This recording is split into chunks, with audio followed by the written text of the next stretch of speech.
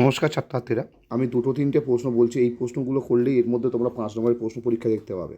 তার মধ্যে বাজার দর নিয়ন্ত্রণ, স্বেচ্ছায় শাসন সংস্কার, মনসবদারি প্রথা, সম্রাট আকবরের রাজপথ নীতি। নমস্কার ছাত্রছাত্রীরা, ক্লাস 7-এর দ্বিতীয় পর্যায়ক্রমিক পরীক্ষার জন্য ইতিহাসের ভেরি ইম্পর্টেন্ট প্রশ্নগুলো আমরা আলোচনা করবো এই ভিডিওতে। তার আগে বলে রাখি, তোমরা যারা ইতিহাসে কমপ্লিট সাজেশান নোটস নিতে চাও আমাদের থেকে, আমাদের হোয়াটসঅ্যাপ নম্বর ফেসবুক পেজে দেওয়া আছে, বা আমাদের কমেন্ট করতে পারো, আমি সেখানে হোয়াটসঅ্যাপ নম্বর দিয়ে দেবো।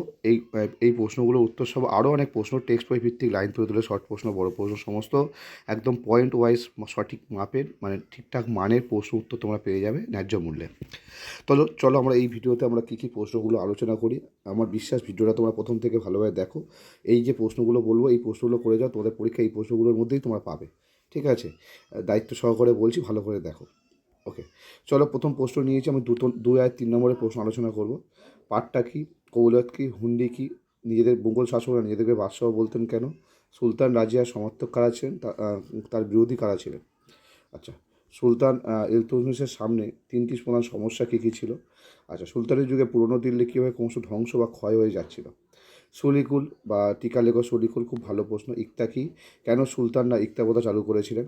বাণিজ্যিক চাষ বলতে কী বোঝো, জাপ্তি প্রথা বলতে কী বোঝো, 12 ভূঁইয়া কাদের বলা হয়, ঔরঙ্গজেবের দাক্ষিণাত্য ক্ষত বলতে কী বোঝো, 40 চক্র বা বন্দেগালি চিউলকান কী, এটি কে কেন গঠন করেছিলেন। সিজদা পাইবাস প্রথা বলতে কী বোঝো, এটি কে প্রবর্তন করেছিলেন। দাগ ও হুলিয়া ব্যবস্থা কি, আলাউদ্দিন খলজি এটা কেন চালু করেছিলেন।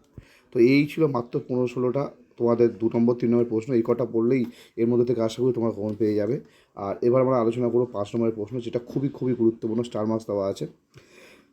মধ্যযুগে ভারতের দেশের ভিতরে বাণিজ্যের ধরনগুলি কেমন ছিল তার আলোচনা করো।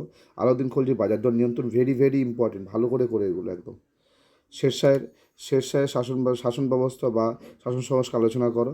শাহজাহানাবাদের নাগরিক চরিত্র কেমন ছিল। মনসবদারি প্রথাটি আলোচনা করো। বিদেশি পর্যটকের বিপরীতে বিজয়নগর সাম্রাজ্য কেমন ছিল তা আলোচনা করো।